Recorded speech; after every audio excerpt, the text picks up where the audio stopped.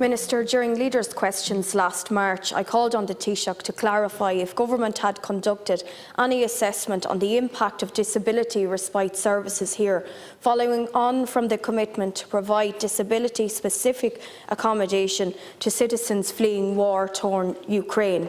I did not receive an answer 3 months on, and I still await an answer to this question. Today, however, I want to ask you if Government has conducted any similar assessment on the State's capacity to deliver housing to its own citizens in light of the enormous rise in inward immigration, international protection and asylum applications.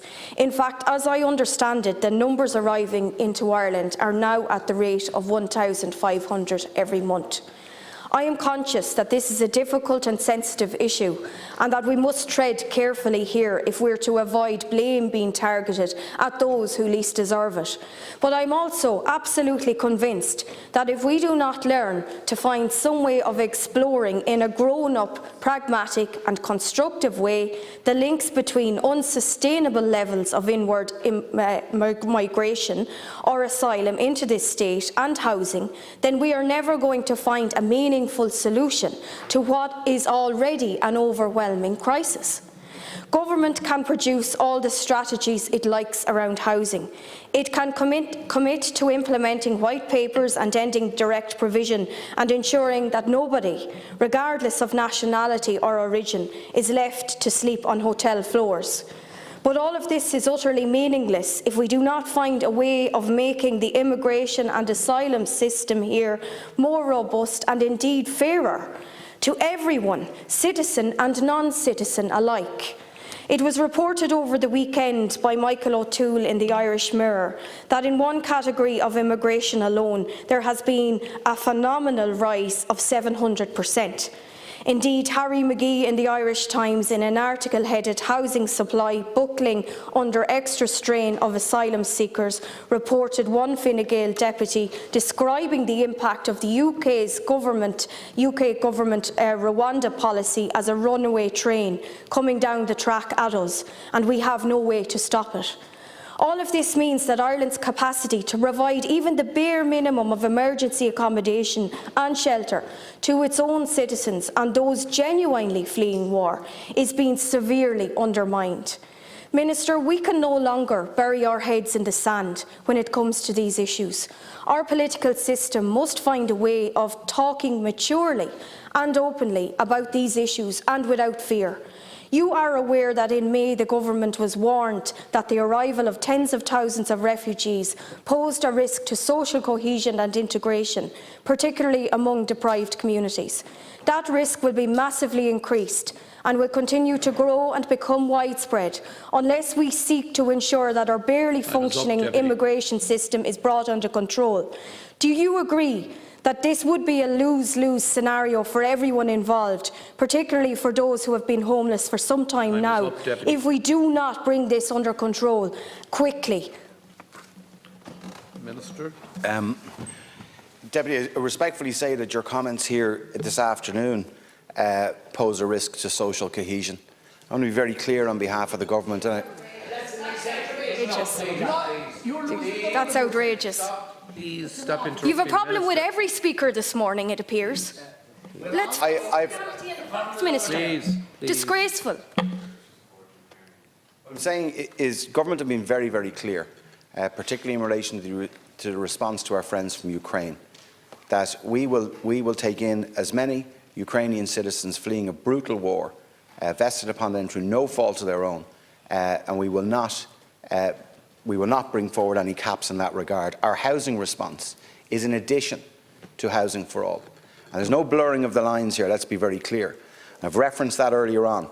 We have the most significant housing plan in the history of the state of €4 billion a year in exchequer investment that will deliver 300,000 homes between now and 2030. And we're on track this year to deliver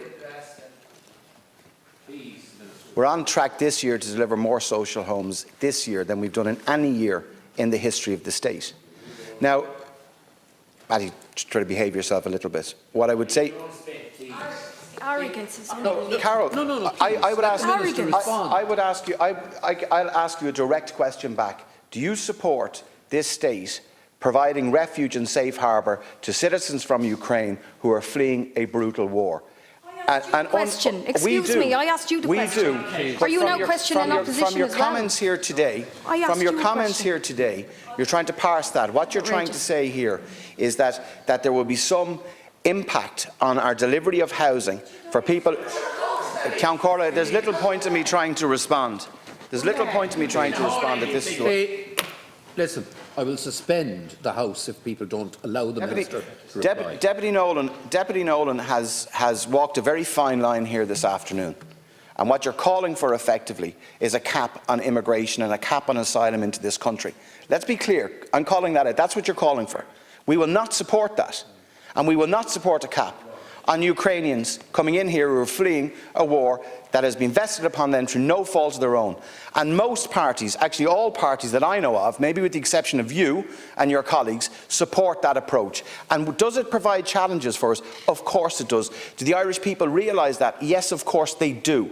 This is a welcoming country, and we've known over our history as a people where we've had to seek safe harbour all across the world, and where we were treated very badly as well as citizens in some of those countries. We're not going to allow that happen here in Ireland. And our Housing for All plan is robust and will deliver the houses that we need. And in addition to that, the provision of longer-term accommodation and housing for Ukrainians is in addition to that. And indeed those who are seeking safe harbour from the Middle East, from Africa and other places. Do you want to draw a distinction between who comes in here? Is that what you're asking to do? Because we won't go down that line. Deputy Nolan, wait now. Can I just respond, please? Yeah, your comments are absolutely outrageous, and the fact that you have a reckless policy in place. Minister, I'll make my points very clear. Are you saying that we welcome everybody in only to sleep for years on hotel floors? Because that's what you're saying over there, and that's how reckless your government is. So how dare you misconstrue what I have said to you? I asked you very direct questions. We have a housing crisis here. We have a situation that is at an unsustainable level. It would be lovely to be able to give everybody a house, and you've said that yourself, but are you suggesting that we can do that?